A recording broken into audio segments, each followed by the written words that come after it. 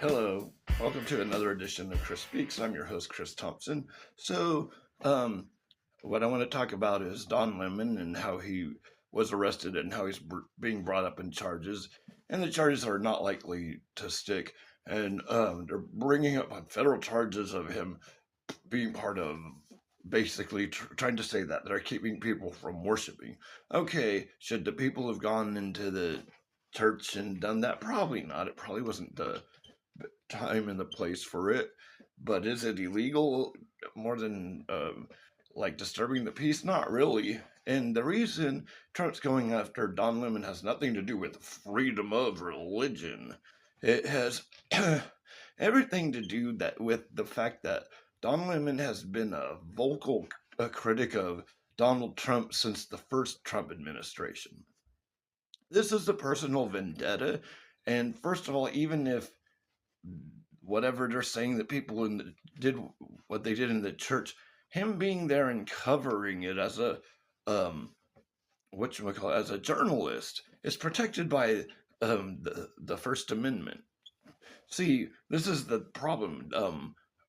Conservatives, only thing they think about the First Amendment is freedom of religion, and what they mean by freedom of religion is freedom for their religion and nobody else's religion, which isn't freedom of religion at all.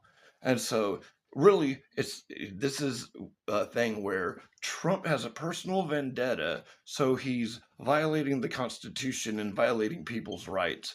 And Don Lemon himself said that yeah, the charges probably won't stick, but that the process itself is the punishment, which makes sense. And there's that other reporter they got too who was there, and I'm sure she was a critic of Trump. And the fact that they both happen to be black has something to do with it too, because as we know, Trump doesn't like anybody who's not white. So, I mean, is this what our country's coming to? That where the president gets to just try to arrest people and bring up anybody on charges that he doesn't like or he doesn't like what they have to say?